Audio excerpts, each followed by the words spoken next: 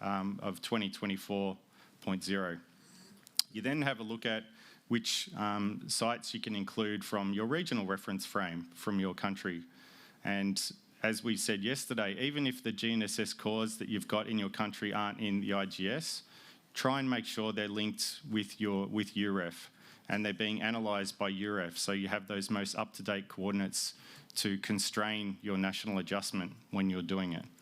So the positions from your GNSS cores in your country are then getting analysed with respect to the regional reference frame. And so let's have a look at an example here of where this has been done. Again, I've called on some of the information we've got from Australia. I'd actually like to have some other examples of how this has been done in other countries. So if you're looking at this and you have an example of how you've done it that you're happy to share with me, please do, because I'd like to add in some examples from outside of Australia.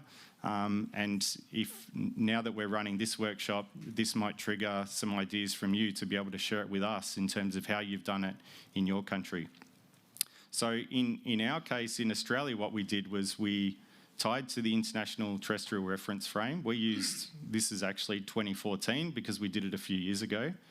And the ITRF sites we used in the adjustment were constrained with 3 millimetres, 3 millimetres and 6 millimetres in latitude, longitude and height. So that's the uncertainty that we had associated with those ITRF coordinates to constrain ourselves to ITRF.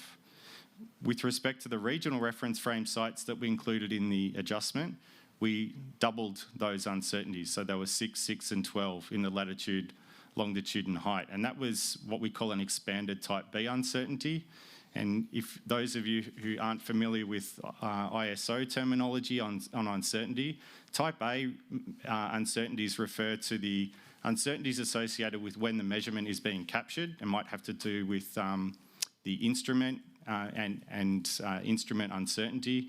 Type B is more about your professional understanding of the situation. So what was the monument like? What was the building or the structure that you were working on like? What was the ground instability like?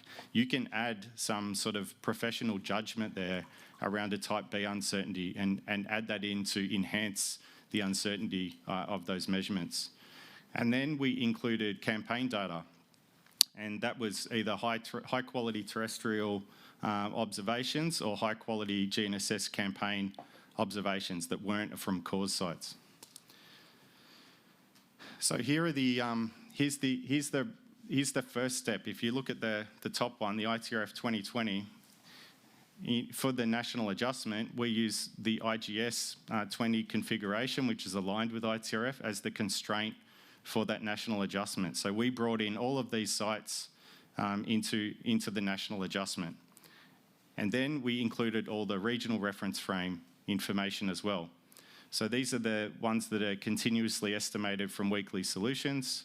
It was aligned to IGB 14 at the time, and it was a cumulative solution, which was combining all of our different weekly solutions since 1994. And it included the full variance matrix, so we had full VCV, which went into the adjustment, and this, along with the ITRF or the IGS coordinates, were the constraint for the national adjustment. So we had 726 cores in total, and 488 of those were actually on the Australian plate.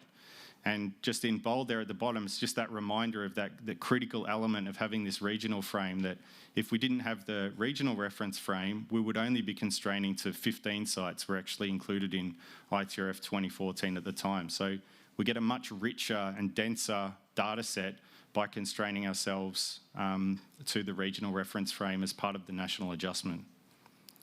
And then this is the campaign archive that got added in as well. And you can see that it goes all the way out to places like Christmas and Cocos Island, which are Australian territories out to the northwest. And it includes 6-hour plus observations of GNSS from the campaign data. So in total, there were 6,092 stations with over 11,000 baselines, and they get broken up into clusters, which is more to do with how the software operates. So I won't go into detail into that just yet. So if you look at that in more detail here, what you're actually using for constraint then is this APREF cumulative solution of all the weekly combined coordinates but since 1994. And those weekly solutions for all the APREF stations went into a cumulative solution using CATREF. Thanks to Zahir for making that available as a minimally constrained solution that was aligned with that IGS frame, or the IGB, the second version of that, IGB 14. We then brought in the National Campaign Data Archive, which were all relative measurements.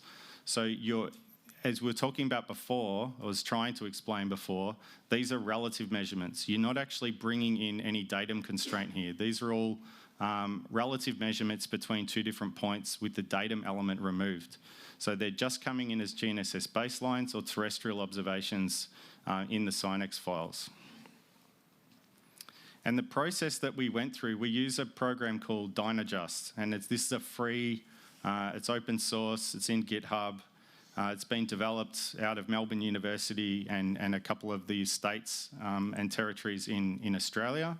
And so Dynadjust, what it does, the process is similar. I'll just go through some of the details as it's described here. You import the data, so you're bringing in your SINEX file, your GNSS baselines and the terrestrial measurements. It then aligns all the stations and the measurements to the same epoch. So in our case, it was 2020 because the national datum was defined with that epoch of 2020.0. And so the datum and frame transformations then happen to bring all of the different data sets, whether it's from different versions of ITRF or historical datums from Australia, they all come into alignment at that same epoch at 2020. And if we use a plate motion model, if you're working within the same reference frame, or we applied the 7-parameter transformation if they needed to shift reference frames as well. So this is all done by a component called RefTran within the software. The next step is it needs to apply the corrections to the orthometric data, as I said. This is an ellipsoidal-based adjustment. So you need to get all of the data, including your orthometric data, which might be referenced to our levelling data in Australia is close to mean sea level. So you need to apply the geoid to ellipsoid separation to translate that orthometric height into an ellipsoidal height. And then that ellipsoidal height data is brought into the adjustment. It then does network segmentation. And the reason for this is because historically, and those of you who've done least squares adjustments know that inversion matrix gets massive. It becomes so big that you can't invert it any further, and computationally it's extremely demanding. So what Dynadjust does, it breaks up the network adjustment into a range of segments or phases, and it carries across some of the coordinates from one block into another block. So you can then maintain the variance and covariance across all the different components, but you're breaking down the mathematics into smaller and smaller blocks so that it can actually be done. And this can be done in a range of different ways. It can be done parallelized or sequentially phased. That really comes down to what computer or supercomputer that you choose to use. So here's an example of why you need to do it that way. We did an adjustment that had over 300,000 stations and over 2.4 million measurements that went into it from all different data types. Azimuth data, ellipsoidal data, slope distances, GNSS baselines, orthometric heights, leveled height differences. And the data that came in was actually selected by the states and the territories. They were the ones who decided, I want to be able to define the survey mark in our jurisdiction using this measurement or using that coordinate, and I want to leave that one out because I don't trust it. They were the ones who had to interrogate their own local data sets, and then they supply that information to us to run it through a full national adjustment. We then do the adjustment and provide the output coordinates and the uncertainties back to them to put into their databases. Because they are, in Australia, they're the ones who manage things like the cadastre and house boundaries and things like that. So we don't want to be the ones that are propagating that information back out to the user. We want to make sure that they're doing it in a way that they can explain it to their stakeholders. So we just sat in the background and handled the mathematical side, and they had the complicated stakeholder engagement side.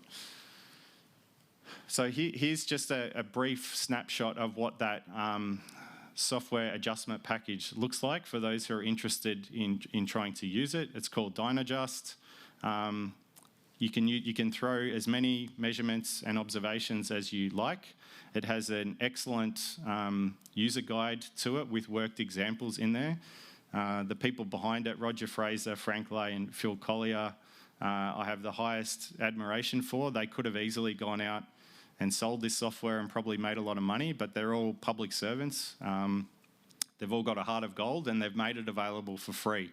And just to show you how valuable it is, they gave the license across to the Commonwealth Government, and we've made it available on GitHub, along with all the support tools that are in there.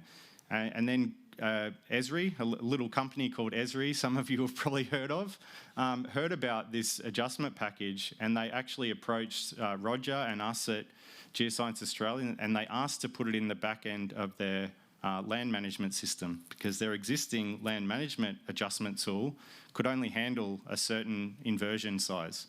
And then they heard about this that could handle any size, and they've built DynaJust now into the back end of Esri. So Esri uses this open source tool to manage all their land management systems in the back end. And they're, of course, very appreciative to people like Roger and Frank and Phil, as well they should be. But to us, that's a great example of how you can, of public good and making things available for a public good. So if you'd like to know more about that, I'm happy to fill you in later on. There's also some more nerdy information in here that I'll leave in the chart, but this just describes how it does sort of a forward pass, a backward pass, and a combination pass to, as I said, to maintain that variance, covariance, which is critical when you're breaking down a problem, to make sure that you've got enough information that's being shared across the different blocks so that it becomes a rigorous solution by the time you get to the end of it.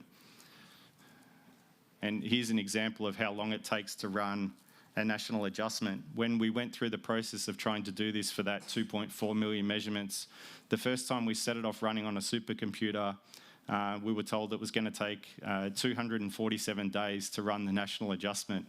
And so we had to work with people who understand inversion matrices and understand supercomputers to parallelize this code and get it down shorter and shorter and shorter. And I now think, what are we at? The estimated time back then, my colleague Craig Harrison was working on this, then got it down to 2 hours using new libraries, smarter ways of parallelizing the code, and different Intel compilers running in the back end. So we were talking before about building networks with people from different fields and different industries. This took us from being able to run this solution once a year to now being able to run it 5 times a day if we needed to. So we do that once a month, and we're actually constantly reproducing new coordinates for countries, for different states in Australia, and then they choose when they want to take that information, upload it into their database, and then make it available for their customers. So I'll stop there. I hope it's a description that helps you understand how these adjustments can be done on a continental scale, and gives you some advice and guidance on some of the software you could potentially use as well. And with that, I'd be really keen to hear from other people about the kind of techniques that they use to develop their national datum or monitor the quality of their national datum, because I know a number of countries in Europe have older datums. Is there anything you actually do to monitor the accuracy of the datum, or is there work that you're doing to update your datums? So I'll open the floor for comments. Thank you.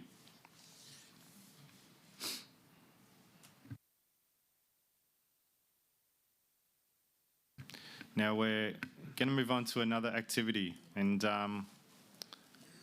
so we've got 2 options here. I think the first thing we need to work out is how many different groups this could be relevant for. So the idea of this session is an activity that's meant to help those countries who may be thinking about development of a new national datum.